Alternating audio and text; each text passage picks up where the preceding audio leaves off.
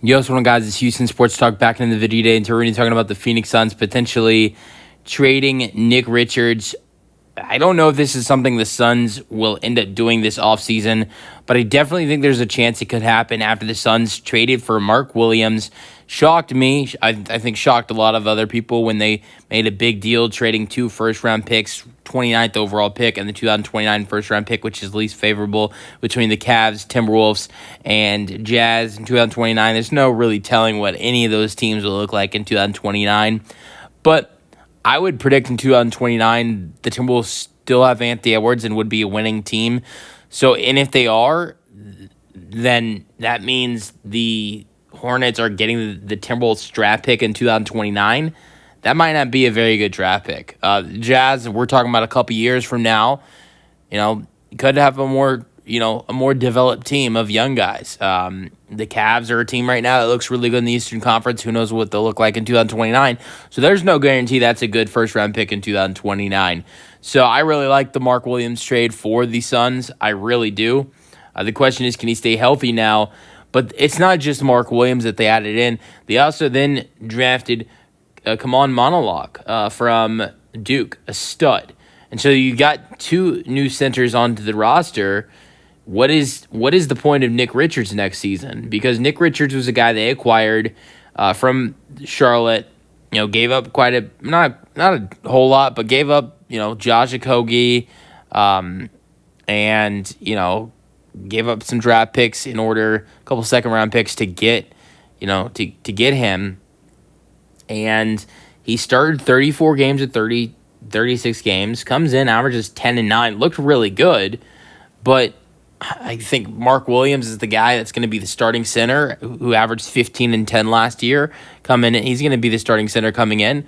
Monolog, I would guess, would play a lot too. I mean, he's the 10th overall pick. I mean, I guess Richards could play over Monolog, but I don't know. I mean, Richards is in the last year of his deal. So if you're Phoenix, do you want to pay $5 million to the potential third center on your roster if Monolog and Mark Williams play ahead of Richards next season? But you know what? I could see Richards, who averaged 10 and 9 with Phoenix last year, potentially getting minutes over the rookie. And then Williams starts and Richards comes off the bench, which is something Richards didn't do a lot with Phoenix last year. He did it with Charlotte, but didn't do it a lot with Phoenix last year. But if he stays, he'll be reunited with former teammate Mark Williams. Which is really funny.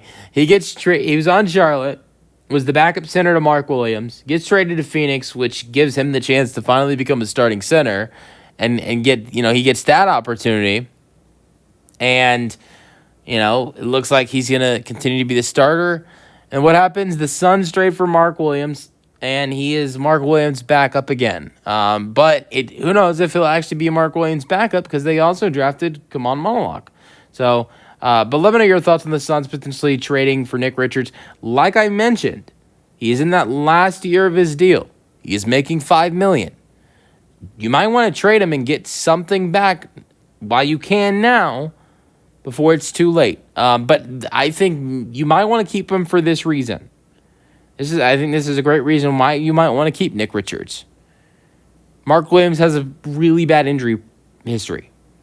And if he does get injured, then your only center is Kaman Monolog, a rookie. So Nick Richards would be a guy to step up if Mark Williams would go down. He has never played a season over 45 games in his 3 seasons. So maybe they do end up keeping Nick Richards. We will see. Let me know your thoughts in the comment section, and peace out.